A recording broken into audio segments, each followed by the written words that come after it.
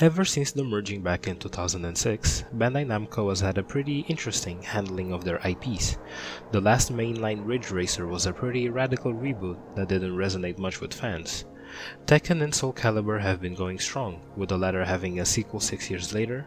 The Naruto Storm games have had a consistent track of quality, which is no surprise given the solid formula of the series, and finally Ace Combat, having its last mainline release in 2007, a free-to-play PS3 exclusive back in 2011, and the announcement of the latest title back in 2015.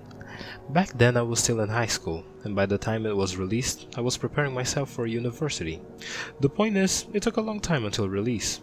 The game got multiple delays, and to its benefit, because the final product is without a doubt one of the most well-engineered and designed games in recent time. I just want to put it out there that this is my first Ace Combat game. I never played any games in the series prior, and coming into this game, there was also a sense of intimidation, given that games like this usually tend to be mechanically complex.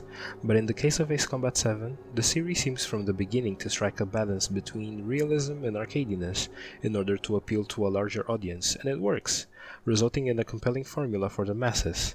Without further ado, let's get into it. Ace Combat 7 is the latest mainline entry in the series, and a direct sequel of AC4 and 5 lore-wise. In this entry, we're placed in the midst of a war conflict between the Kingdom of Erusian and Ocean? Screw it. A conflict that began with a failed peace treaty due to the establishment of the International Space Elevator. What was meant to be seen as a sign of peace was seen with resentment from the Erusians, as it felt like Ocean intrusion, thus kickstarting the Lighthouse War. That's the best I can do to put it into simpler terms, because as a first-timer, this all felt confusing. The thing with politics is that it can get overwhelming when you're met with complicated terms and multiple ideologies clashing together, and here is no different. Mind you, I don't believe the story here is bad, as apparently the series lore has been going strong for quite some time, and there's a passionate community that knows the ins and outs of it. The ultimate issue I have with it is that it's dense. Dense in the sense that you really need to dedicate some time and research info if you want to at least get a picture of the lore. The good thing though is that each game's story is self-contained, and for the most part, little to no knowledge is needed to enjoy them. In the case of Ace Combat 7, you play as Trigger, an Ocean fighter pilot, as we witness through his eyes the gradual unfolding of the war. The story is delivered by both the mission briefings and the traditional pre-rendered cutscenes. The mission briefings provide us with both the necessary details of what the mission entails and updates us on the ongoing war. Surprisingly enough, these briefings have a ton of personality. At different points in the story, the commander providing the info is not the same, and in return, you get commanders that often present themselves professionally. The destruction of one of their arsenal birds has significantly reduced the scale of Erusia's air defense network. Or sleazily. For this mission, we prepared a frontline base that can be used for ammo replenishment and aircraft repairs. However, this is not for you guys. Crew members often intervene in the conversations. Though based on what Count told me about the island operation, it won't be easy to seize control. If the ground troops have managed to open the bridgehead, the transport route to Osea for supply ships should be available. And at certain points, you can see reflections of said members on the briefing screen, giving more life to these otherwise static scenes, making them enjoyable in the end. And the same can be said about the briefings themselves. They are presented in this minimalistic art style that visually presents enough information for the player to work with, as well as looking sleek, not gonna lie. Speaking of sleek, I want to badly talk about the cutscenes. Without a doubt, the cutscenes impressed me the most in terms of the story presentation. Artistically, and thanks to its nature of being pre-rendered, the scenes take an approach of a documentary.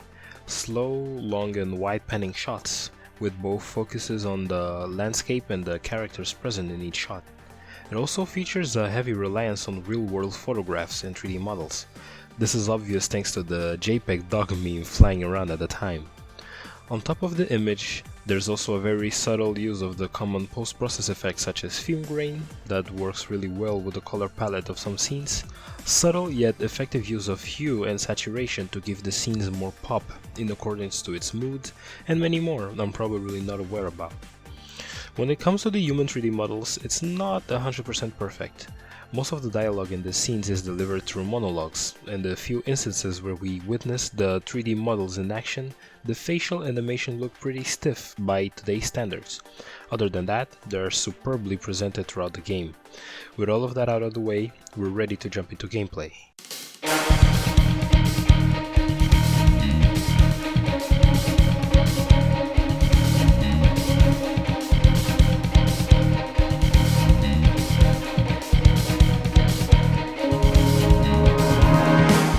Throughout the years, 24 to be exact, as of the release of Ace Combat 7, developer Project Aces has been slowly establishing, experimenting, and tweaking and refining their own formula for the series, and AC7 is the perfect culmination of their hard work in both the gameplay feel, mission design, variety, and the overall game design structure.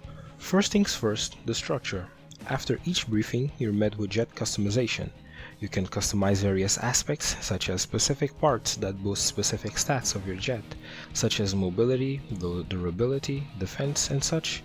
Different types of rockets that function distinctively from each other, such as air-to-air or air-to-land. Different paint jobs as soon as you beat the game, and of course, the jets themselves. Each aircraft is categorized by 3 different roles: attacker, fighter, and multi-role.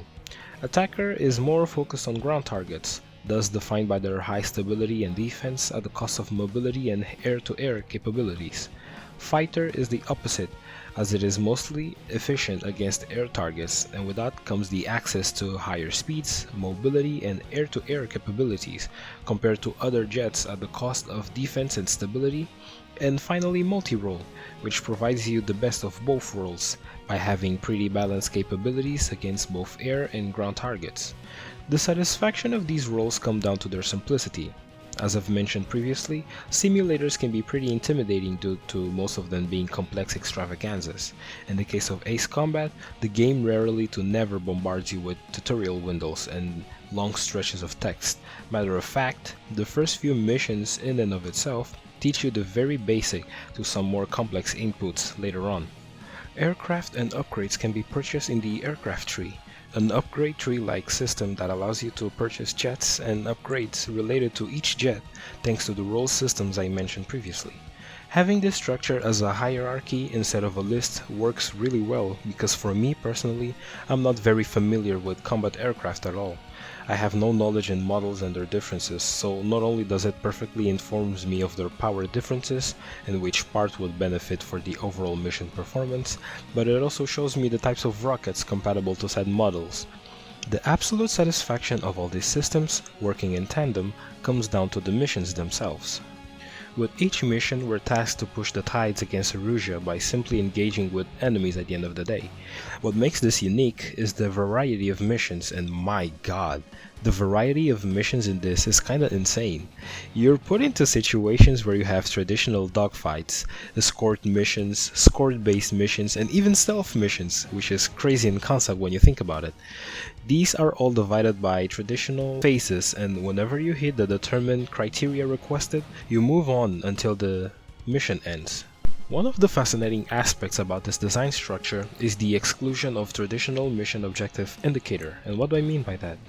Well, during missions you never have a dedicated HUD telling you what are your objectives, and if you go to the options menu, you're given a pretty vague idea of what you need to do, and not how to do it. This works in favor of the briefings and the chatter your team has during missions, thus forcing the player to pay attention to what's happening, not only in their surroundings, and since conversation is not filler, sometimes you'll hear bits of story, vital information on objectives, and tactical schmuck, as well as aids such as enemies behind you and the like. It makes it feel more immersive, and the same can be said about the controls. The general consensus around the Ace Combat community is that if you want to have the best experience, play the game with expert controls, and they're right.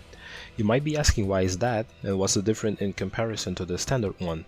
Expert provides you with the biggest freedom of maneuverability, while Standard is designed for newcomers who never had contact with a flight game before. This plays a major role in the feel of the game, because having spent most of my playthrough sticking to Expert controls, they feel tight and responsive. Some of my favorite moments in the game were doing spins, dodging rockets instead of relying on flares, and the frequent hit-run nosedives. Not just that, but the few moments where I crashed. I was stalling, or even got hit by a rocket because of a bad maneuver felt fair, as those were mostly consequences of my actions rather than the game's fault. Speaking of faults, the series brings for the first time dynamic elements that can affect your aircraft during missions. These come in the form of clouds, which can both hinder vision and the targeting systems, as well as icing your plane due to the low temperatures, thus causing stalling. Lightning strikes also affect the sensor and controls. I have to admit that some of these systems can really mess with you if you're not paying attention, and I've had my fair share of accidents simply because I wasn't cautious enough, but they're necessary at the end of the day to once again keep that balance of arcade and realism. Oh, don't think this is all, because you also have mission-specific events that at points put you in a position of disadvantage, as well as disrupting how you've learned to play the games thus far. One of those occurs during Mission 16, where you have to escort an officer of high importance for the plot. At this point in the story, multiple satellites have been destroyed, meaning that our crew also lost their systems. Gameplay-wise, this means that your sensor identifies everyone as unknown, both friendly and enemies. What this ends up causing is altering player behavior. As for those like myself, a bit addicted to the rocket button, we need to be more cautious of our targets so we don't engage in friendly fire.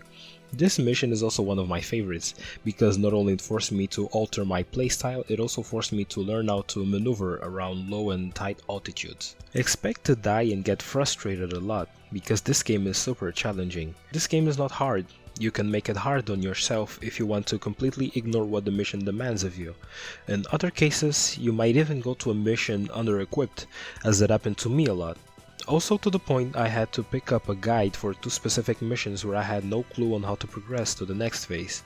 At that point it would be easy to label this as bad design, but we have to remember that it links back to that aspect of experimentation and how the player needs to step out more of their comfort zone to attain higher results. Just to give an idea, I was playing on easy difficulty, which would be this game's equivalent to normal, and I still had my ass kicked, and I loved it a lot. It never feels unfair once you get the grasps of what you're doing. The only thing I really have to complain is the pretty piss poor checkpoint system that can send you back to the beginning of the mission, and the lack of an FOV slider, because when there are moments where you're chasing an enemy jet, as soon as he escapes your field of view, you can get pretty disorientated. Other than that, I really had a good time with it. Performance-wise, I was playing on an Xbox Series S, and performance is pretty rock solid. The way backward compatibility works on Series S with One games is that this console in particular operates under 1S code and not 1X code, meaning this game was running with the 1S code, in this case 720p at 60 frames per second. The cool thing about it is that the resolution leaves a lot of headroom for the console to lock the game at 60, as it struggled to maintain that on Xbox One S, and it mostly stayed that way throughout my 20-hour playthrough. The minimalism of the art style is super vibrant and distinctive. Yes, the game aims for photorealism, but what I mean is the design and variety of the various landscapes you interact on. You'll get to witness desert areas, large-scale cities, snowy hills covered in clouds like a blanket, vast blue oceans, the overarching blue sky, blue dark and polluted nighttime skies, warm and hazy sunsets, as well as weather effects such as sandstorms and lightning-fueled rainstorms. It's really beautiful witnessing all of this unfolding in real time, as well as having them as dynamic factors that affect gameplay. This is all followed by an awesome soundtrack. With this project we have Keiki Kobayashi, composer of Ridge Racer 7 and Tekken 6, take the helm of sound director, and the team's output for this game does not disappoint. The game relies strongly on orchestral and harmonic tunes, but it never shies away of incorporating other genres. Quite the contrary, the soundtrack sometimes leaning to electronic, jazz, rock, Latin, techno, and even country music at some points. It really makes the OST feel alive and diverse thanks to the different sounds and textures being streamed into our brains. And I can certainly label this as another Namco Sound Team banger. At first, I wasn't thinking about making a video on this, as I was just playing it casually, but the more I played it, the more it impressed me, given that I really never played a game that is 100% focused on flight. at least none that I can remember at the moment. From the story presentation, the often confusing lore and plot threads, to the satisfying formula Project Aces has nailed, and the incredibly rewarding gameplay, I strongly encourage you to give this game a try so you can see it for yourself how amazing this game is.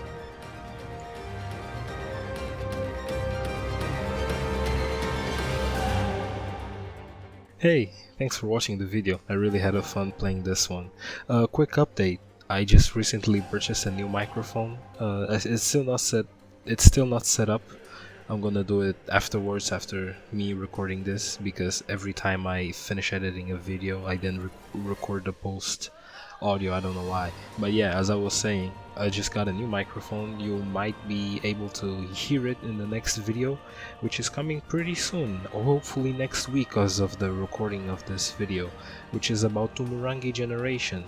It's a really cool game. I don't want to speak on it more than what I written for the video, and I hope to see you there. So hey, don't forget to leave this video a like, subscribe, activate the notifications, share with people around you, people that you love, you know, all that stuff.